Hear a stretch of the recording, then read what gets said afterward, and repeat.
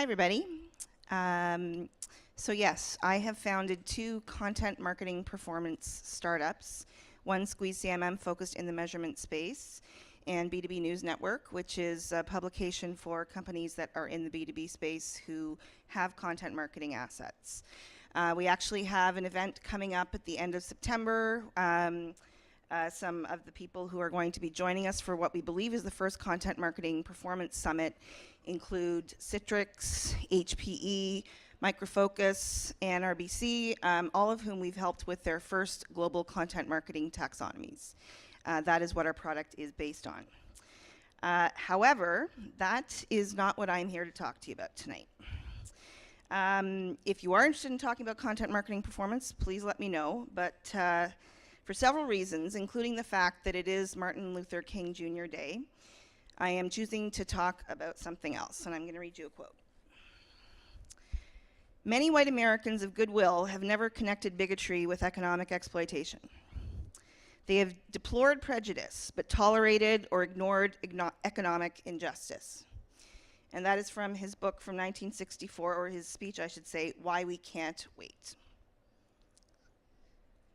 A few months ago, a few like-minded women, including me, got together, and we talked about some of the things that we're seeing in our industry and in society in general. And some of these things are being very reinforced by developments that are happening south of the border that forced us into confronting some questions. What does it mean to be a compassionate person?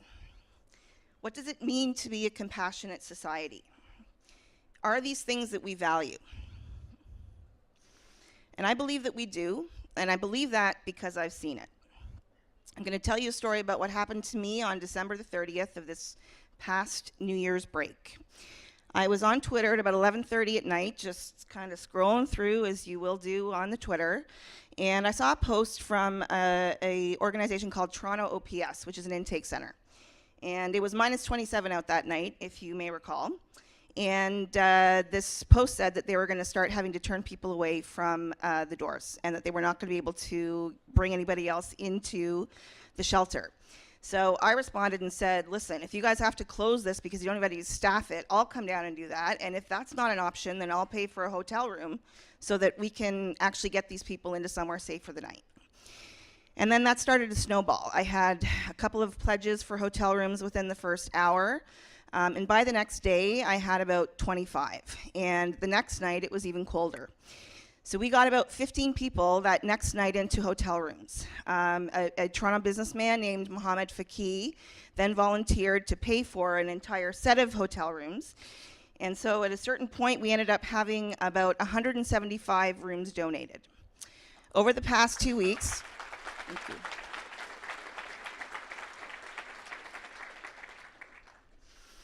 Over the past 2 weeks, we've housed a family of 5 with 3 special needs children who are living on the streets in Barrie. We've housed a family of 3 women 7.5 months pregnant who are living outside of Scotia Plaza on the heat grate. Think about that. 7.5 months pregnant and living on a heat grate. And the amazing thing that's happened is I have had dozens of people contact me to give $50 so that these families can have a meal, $120 so we can keep them in another hotel room for the night, $40 so we can transport them from somewhere that they need to go. All of these people actually calling the hotels, calling the restaurants, calling the cab companies, and making these things happen on their own in order to help people who otherwise would have had no options. Because if you're not familiar, the shelter system in Toronto is over capacity, and the shelter system in Barrie is pretty much non-existent. So this is not about throwing money at a problem. This is about community. This is about a multi-billion-dollar industry that steps over 500 people who sleep on the streets of the city every night. 3 of those people I just mentioned, Joe and Gabriella, and their 2-day-old daughter, Marina, who was born on Saturday. They don't have a home. As I mentioned, they were living on a grate outside of Scotia Plaza. You may have stepped over them and not noticed. One of the women that we're housing right now, 5 years ago, was an award-winning entrepreneur. You would know her name. 5 years ago. We got her off the streets this weekend. Do you think it can't happen to you? Another very successful Toronto entrepreneur just told me about an hour before I came up here that when he was younger, he spent about 9 months living on the streets when he was starting out. If that was you, how would you want to be treated? If you had a head injury and couldn't be a programmer anymore, you can't hold down a job, but you're a really good, decent person, what should happen to you? What should happen to that person? Should you live on the streets? Should you be condemned to a life of living in shelters where violence and theft are major issues? What's fair? What's luck? And who's responsible? So when you look at these numbers, that 1.6 billion was raised by Toronto companies last year. The size of the Canadian tech sector, almost $120 billion 2 years ago. Average temperature in Toronto between December 30th and January 6th, minus 22 with the wind chill. Number of homeless in Toronto is unknown. Estimate somewhere around 15,000. About 700 of those are children.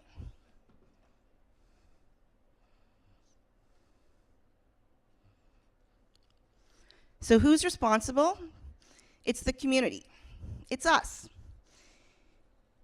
And that's what has happened. Simple things can have a huge impact on dozens of people's lives. Technology over the past 4 weeks has made it possible for me, one person with a phone, to coordinate hundreds of donations, thousands of dollars in hotel rooms, meals, and transportation. And we've done this all over the province. Imagine what we could really do if we took on a mission to solve these problems as an industry. To better equip schools and government, to change a homeless person's life by giving them a phone. You have no idea what a lifeline it is to a homeless person to have a functioning telephone, to be able to look up information, to figure out where they are. If they've got a smartphone, they're miles ahead of where they were even just without one.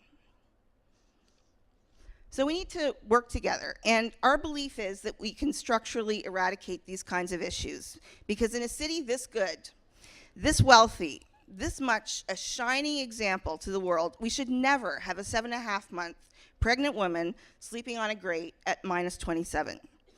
We have capacity. Think about all the empty spaces in this city on a given night. Do all people not deserve warmth without sacrificing their dignity and autonomy? Does a public servant not deserve the best possible software to do their job in a country where $45 million fundings aren't even that unusual anymore? We're not a benevolent society or sector if we don't work to bring everyone along with us. So today, we are launching something called TechResetCanada.org. The focus of this initiative is policy meets tech meets data. And the three women behind it are myself, Bianca Wiley, who runs Open Data Toronto, and Sadia Muzaffar, who many of you may know from her work in the industry on issues for people of color. We have a lot of people focused on industry growth. But who's looking after the community we're pricing out of affordable housing? Either we accept responsibility for this and do something about it as a coordinated initiative and not a one-off, or we're hard-pressed to call ourselves a compassionate sector. Two examples of where we could start. The TTC. We used to have a great program of open data in TTC to understand how we could support people with less means and ensure that they were able to get transportation when they needed it. We're also looking for a letter writing program for the master data plan. So you have an opportunity to sign up on our site, as I said, techresetcanada.org, to help shape the intersection in Toronto and in Canada of public, policy, and technology. What we want to do is define the problems, apply our brilliance as an industry to working on real solutions. And if you're willing to join us, please go to the site and sign up. If you're willing to donate hotel rooms, meals, transportation, for people who are still sitting on the streets, or need to get to February 1st in order to get into stable housing, find me tonight. Join us, visit the site, sign up. Thank you.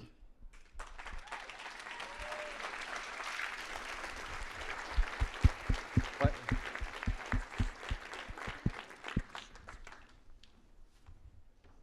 Forgot about the question. Any questions for Jen?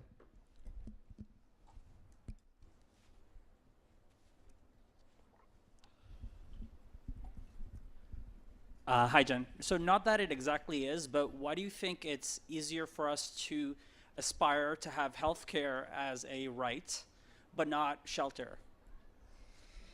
That's a really good question. I think there's an element of invisibility to the poor, especially in Canada, especially in Toronto, especially now, because we are such an affluent city and society.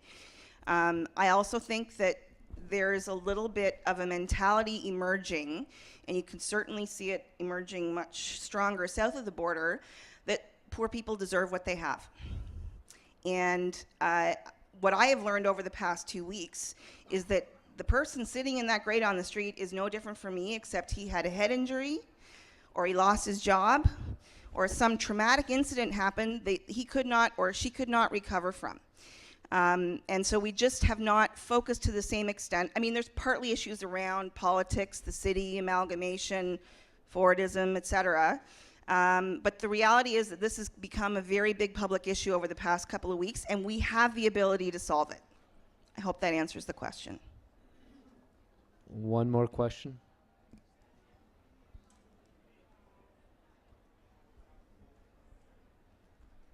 Thank you all so much. Again, techresetcanada.org, and find me if you're willing to make any donations. We have a quick question over here. You have a quick question, sorry. Quick question for you. For companies that are looking to get involved and donate, do you have, are you registered charity, and do you offer tax receipts and things like that? We do not at this point. We Okay. are, what in fact we are doing is we are strictly taking pledges from people and then putting them in touch with the restaurants or the hotels. That may evolve, but at this point we're strictly functioning as a flow-through with a couple of exceptions. We've gotten a woman into a long-term Airbnb, for example, so we're funding that a little bit differently. However, if that is something that is critical or important, that may be something that we develop, and please feel free to come back and talk to me after. Okay, thank you.